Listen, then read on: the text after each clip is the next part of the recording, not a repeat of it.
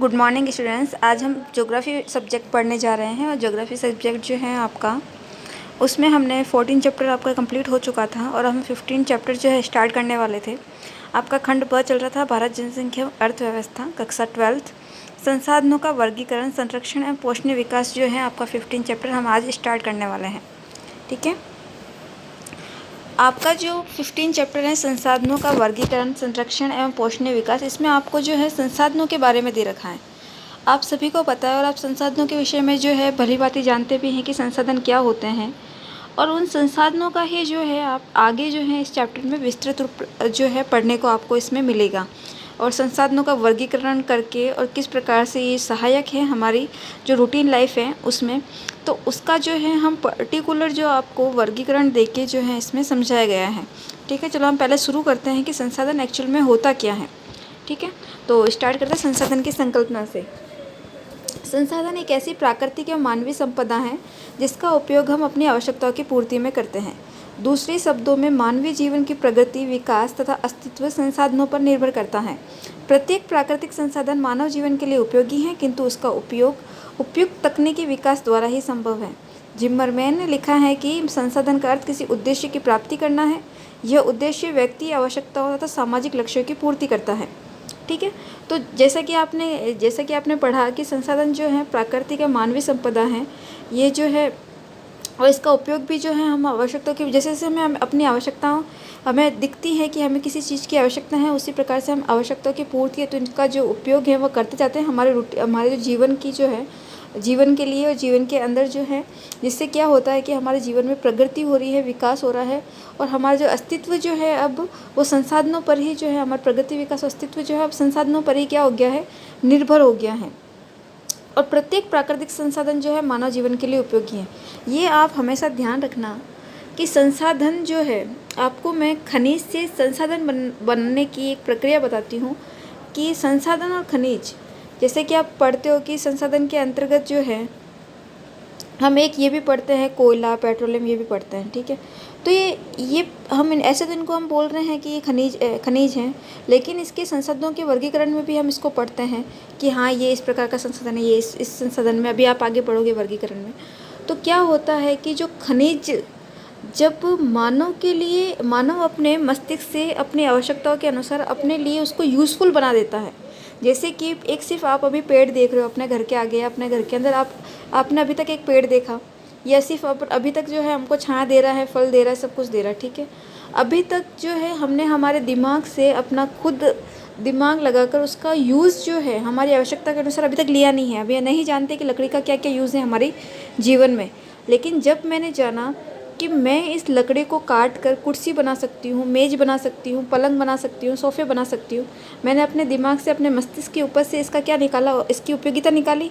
क्योंकि मुझे जैसे जैसे आवश्यकता हुई, अगर मुझे बैठने के लिए एक चेयर बनाने की एक आवश्यकता महसूस हुई और वो लकड़ी से बन सकती है, एक सोफ़ा बनाने की ज़रूरत हुई, वो लकड़ी से बनती है, तो जैसे जैसे मैंने आवश्यकताओं के अनुसार उस लकड़ी का उपयोग लिया तो वो क्या बन गई, संसाधन बन गई।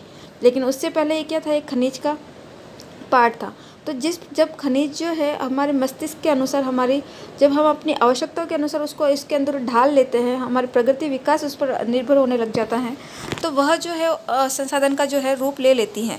ठीक है, आगे देखो, आपके यहाँ पे जिम्मरमैन ने कुछ लाइंस लिखी हैं कि संसाधनों का अर्थ जो है किसी उद्देश्य की प्राप्ति करना है, और यह उद्देश्य जो है व्यक्ति आवश्यकताओं या सामाजिक लक्ष्यों की पूर्ति करना है। तो जैसे कि मैंने कहा कि जो है हमारी आवश्यकताएं और हमारे जो लक्ष्य हैं उनकी पूर्ति करता है। जो खनिज जो है, खनिज जब संसाधन के रूप में बनते हैं या हम अपनाते हैं उसको, या फिर उसको यूज़ करते हैं हम आवश्यकताओं के अनुसार। ठीक है, इस पृथ्वी पर कोई भी वस्तु संसाधन की श्रेणी में तभी आती है जब वह निम्नलिखित दशाओं में खरी उतरती है।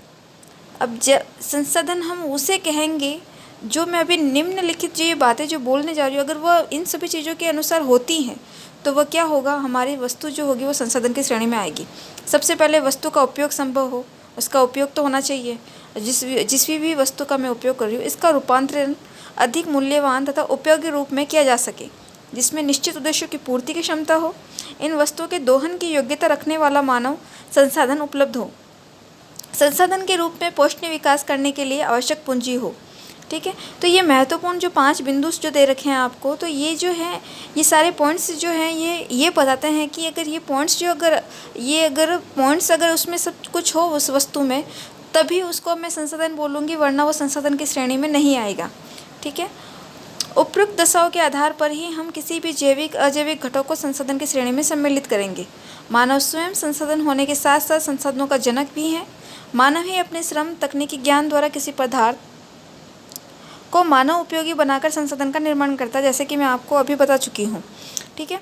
आगे देखो, इसलिए कहा जाता है कि संसाधन होते नहीं हैं, बनाए जाते हैं। वस्तुतः मानव ही संसाधनों का निर्माण करता है, इसलिए मानव को संसाधनों का जनक कहा जाता है। जैसा कि मैंने जो अभी आपको एग्जाम्पल दिया था पेड़ वाला, तो उसको हमने संसाधन बनाया है, वो पहले संसाधन था नहीं। तो निर्माण कौन कर रहा है? मानव कर रहा है उसका निर्माण। उपयोग किसके लिए हो रहा है? मानव के लिए। आवश्यकता की पूर्ति किसके लिए हो रही है? मानव के लिए।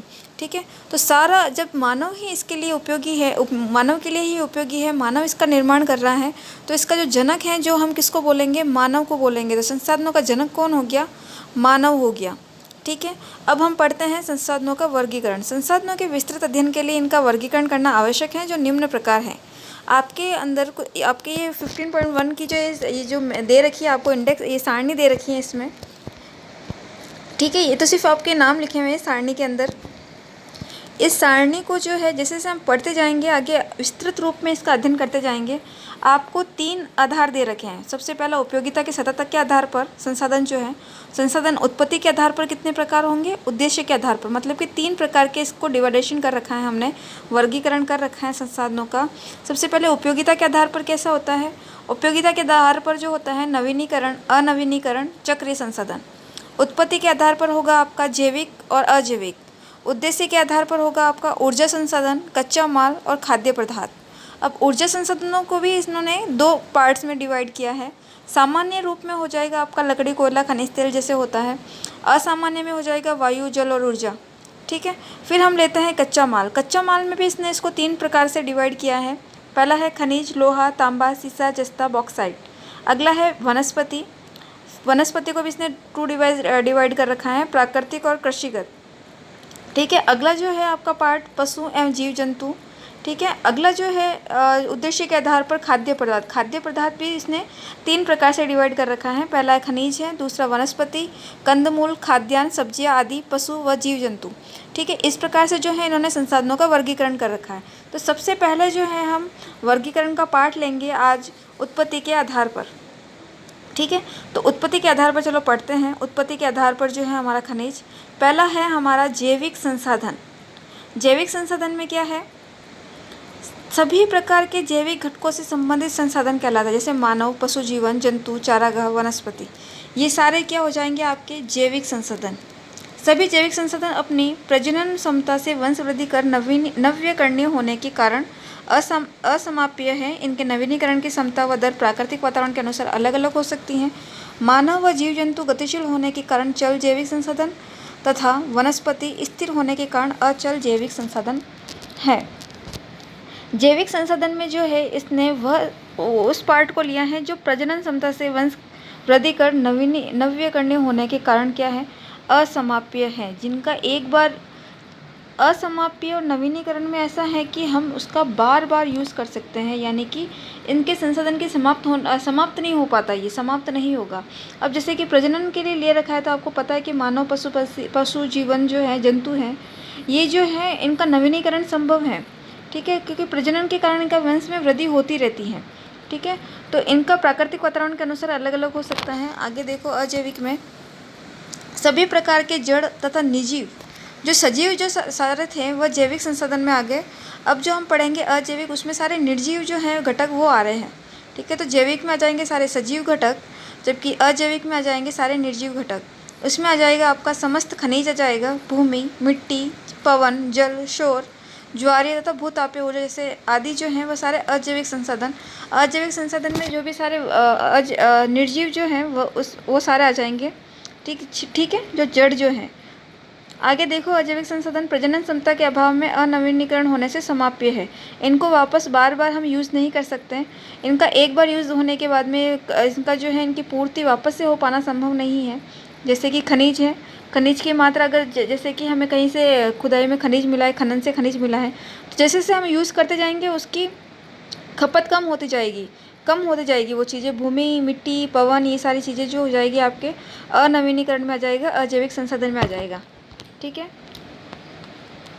ये जो है आपका, ये जो दे रखी है आपको संसाधनों का वर्गीकरण, इसको आपको ये पूरा लर्न होना चाहिए, याद होना चाहिए, सारे नाम, इसके डिवाइडेशन, किसके आधार पर कितने प्रकार हैं।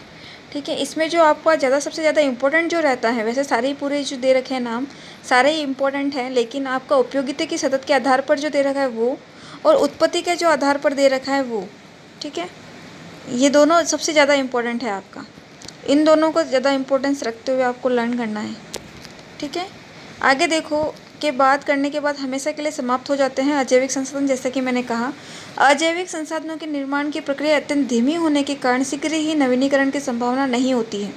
मतलब कि इनको वापस यूज़ करने के लिए काफ़ी वापस, जैसे कि खनिज बन रहे हैं तो उनको बनने में अभी करोड़ों वर्ष लगे हैं, लेकिन वापस जब हम इसकी खपत कर रहे हैं, इसकी इसका वापस अपन यूज़ करते जा रहे हैं, तो वापस ऐसे ही खनिज वापस हमें उपलब्धता में वापस कितने वर्ष, करोड़ों वर्ष लगने वाले हैं वापस ऐसे ही खनिज प्राप्त करने में, तो इनको बनने में काफ़ी टाइम लग जाता है। तो यह अनवीनीकरण संसाधन में आते हैं जिनका वापस से हम यूज़ नहीं कर पाते हैं, और जब हम ज़्यादा बार बार उसको यूज़ कर पाते हैं, वापस हमारे जीवन में ये उपयोगी बनती जाती हैं, वो नवीनीकरण में आएगी। जब उपयोगी नहीं रह पाती हैं काफ़ी लंबे समय तक, तो वह अनवीनीकरण में आ जाती है। उद्देश्य के आधार पर जो है आपके, अब हम उद्देश्य के आधार पर पढ़ रहे हैं। सबसे पहला जो है आपका ऊर्जा शक्ति संसाधन। जिन संसाधनों के उपयोग में ऊर्जा प्राप्त होती है ऊर्जा संसाधन कहलाते हैं, जैसे पेट्रोलियम, कोयला, परमाणु ऊर्जा, पवन ऊर्जा, सौर ऊर्जा, ये सारे जिनसे हमें ऊर्जा मिलती है, ज्वारीय ऊर्जा, भूतापीय ऊर्जा, मानव शक्ति और पशु शक्ति।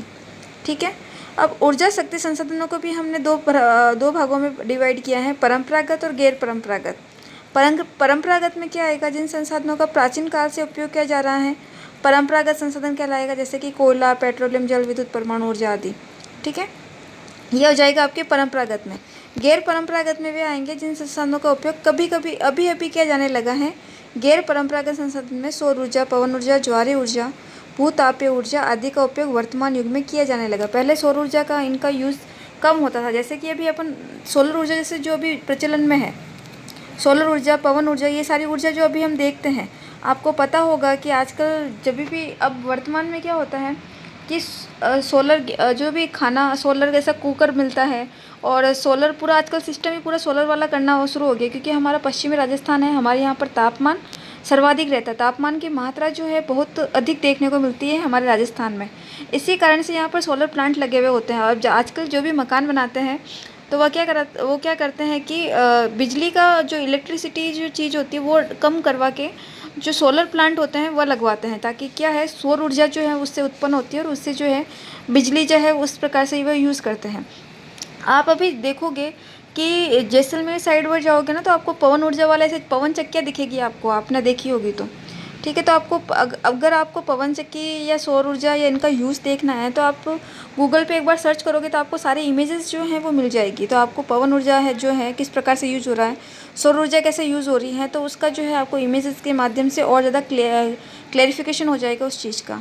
ठीक है, आगे देखो गैर ऊर्जा संसाधन। जिन संसाधनों का उपयोग कच्चे माल और निर्माण उद्योग में किया जाता है गैर ऊर्जा संसाधन कहलाते हैं, जैसे लोहा, सोना, चांदी, टंगस्टन, एल्यूमिनियम, जस्ता आदि। ये सारे क्या हो जाएंगे, आपके गैर ऊर्जा संसाधन हो जाएंगे, जिसमें क्या हो रहा है, उपयोग कच्चे माल और निर्माण में होता है। ठीक है, क्योंकि देखो लोहा, सोना, ये सब जो है इनका यूज़ ये पहले है ना कच्चे रूप में इसको प्राप्त किया जाता है, फिर इनको बहुत सारी चीज़ों से शुद्ध करके, डिवाइडेशन करके, अलग अलग करके फिर इनका यूज़ जो है हम हमारे निजी जीवन में करते हैं। ठीक है, कल जो है हम अपनी क्लास में उपयोगिता के सतत के आधार पर आगे कंटिन्यू करेंगे। आज के लिए इतना ही। थैंक